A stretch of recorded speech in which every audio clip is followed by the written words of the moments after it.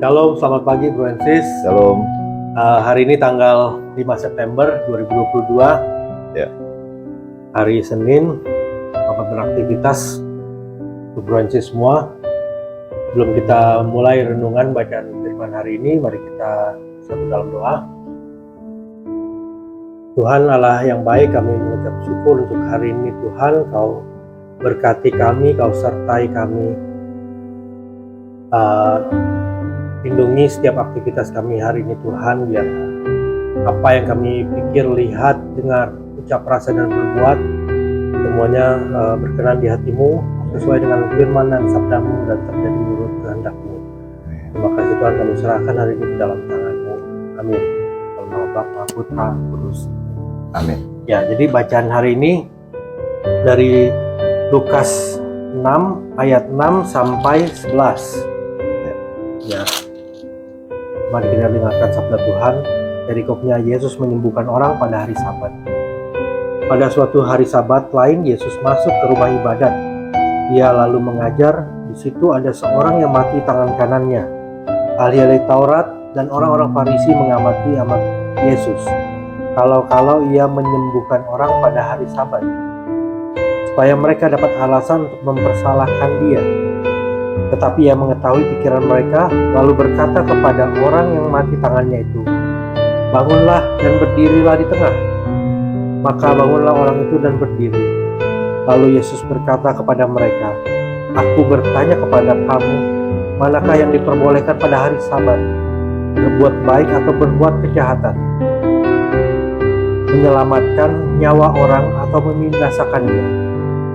Sudah itu, Dia memandang keliling kepada mereka semua, lalu berkata kepada orang sakit itu, "Ulurkanlah tanganmu." Orang itu berbuat demikian, dan sembuhlah tangannya. Maka meluaplah amarah mereka, lalu mereka merunding apakah yang akan mereka lakukan terhadap Yesus. Demikianlah sabda Tuhan. Nah, ini jadi kembali lagi, memang Yesus benar-benar incaran orang-orang Farisi nih, Bro. Ya, betul. Jadi kayaknya memang dicari-cari apa kekurangannya gitu. Betul. Bahkan terutama dikatakan ini udah berkali-kali dalam di hari Sabat selalu Yesus melakukan kebaikan, tapi selalu dikatakan itu melakukan tindakan yang tidak benar gitu, tidak sesuai dengan hukum Taurat gitu ya. Betul. Nah, jadi kalau kita lihat di sini kan kembali lagi Yesus ada dalam suatu Kapernaum ya, rumah ibadat. Ya. Nah, di situ ada orang yang tangannya lumpuh ya, mungkin mati, lumpuh ya. Tapi memang orang-orang Farisi ini sudah mengincar nih apa yang dikatakan kalau ia menyembuhkan orang pada hari Sabat supaya mereka dapat alasan untuk mempersalahkan Dia. Memang sudah jadi incaran nih. Jadi semata lagi bukan cuma mengenai hukum Taurat sendiri, tapi bagaimana untuk mempersalahkan Yesus. Ya, gitu. betul. Nah, tanggapannya gimana, Bro? Kalau saya lihat ya di sini, Bro, ini adalah lanjutan dari kita punya renungan tanggal 3 September 2022. Temanya adalah Tuhan atas hari Sabat. Ya, dan di situ Tuhan bilang dia bilang saya adalah, atau Yesus adalah Tuhan hari Sabat. Jadi harusnya mereka mengerti ya. Rupanya kita lanjutkan di ayat 6 sampai 11 ini, mereka kembali lagi melihat. Kalau kita lihat dari ayat pertama 6 itu kan dia bilang mereka ayat 7 mereka mengamati Yesus ya. Kalau mereka dia menyembuhkan orang, dia mau lihat kalau dia sembuhkan, nah ini waktunya untuk mereka akan mempersalahkan ya. Dalam hukum Taurat dikatakan tidak menyembuhkan atau melakukan sesuatu pada hari Sabat. Ya.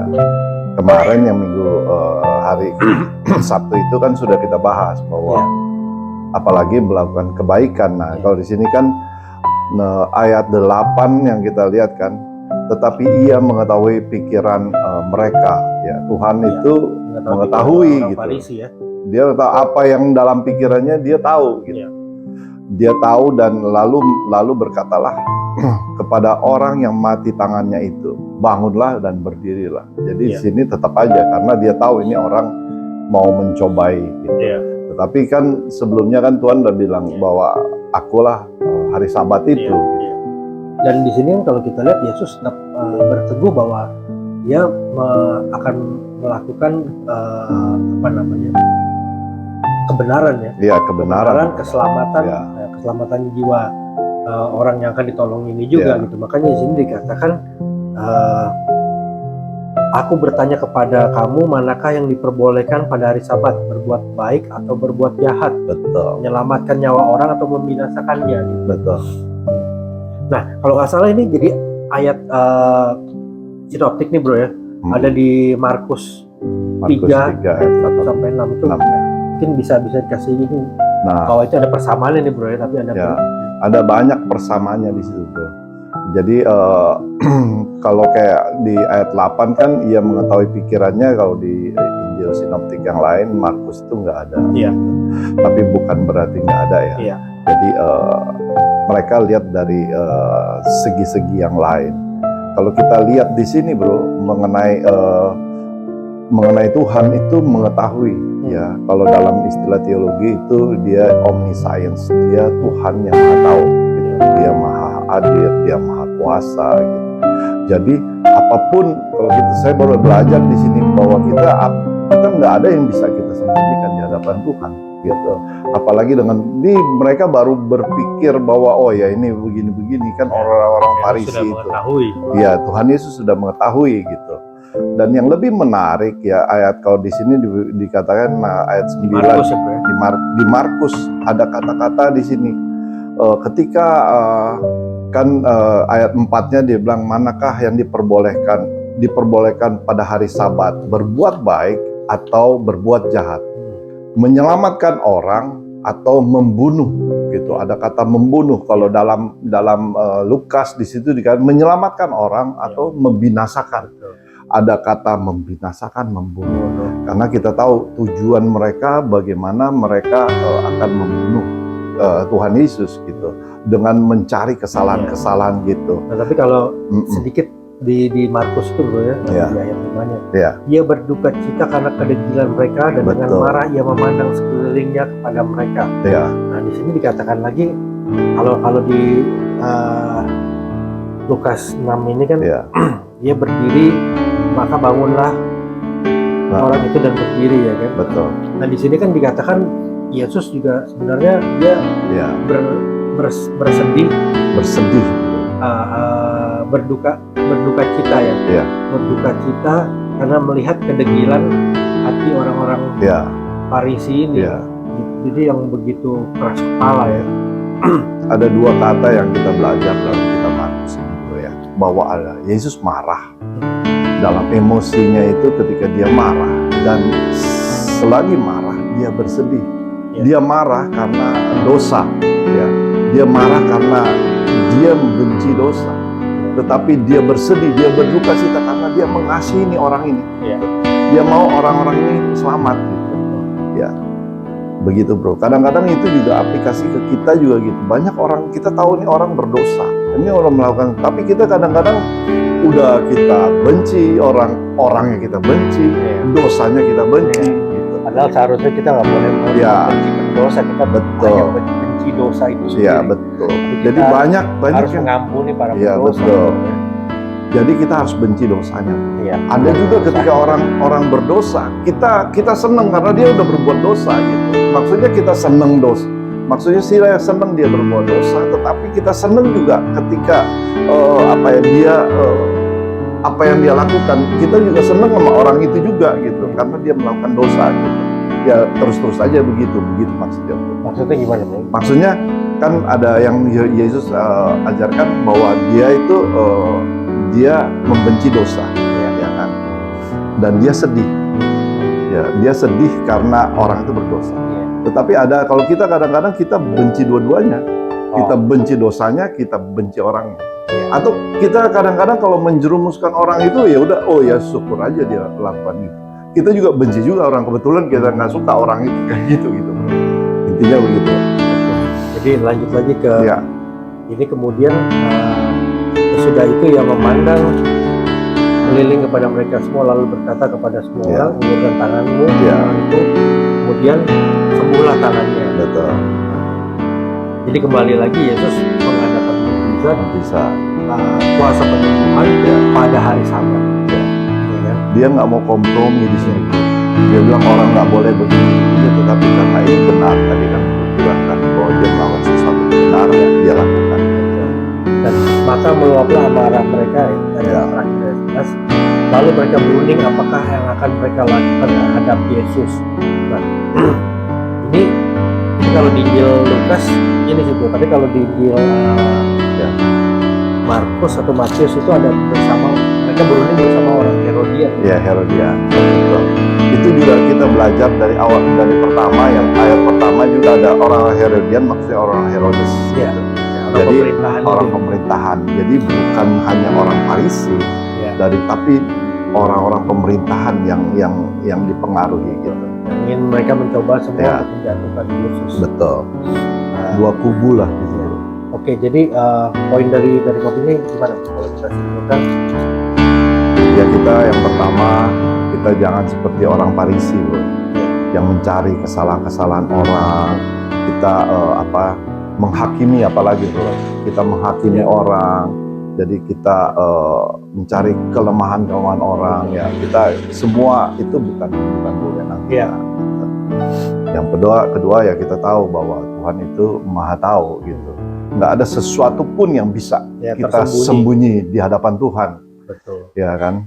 Jadi ya kita kembalikan semuanya ketika kalau kita merasa kita berdosa atau kita belum menerima Dia sebagai juru selamat, ya saat ini waktunya yang tepat untuk kita mengakui dosa kita. Dan mungkin kita harus belajar di sini berteguh kepada kebenaran dan keselamatan yang Yesus ajarkan. Betul. Ini bahwa bukan semata kadang-kadang suatu hukum yang rasanya belum tentu valid pada keadaan segala berbagai macam kondisi dan keadaan gitu. Situasi dan kondisi.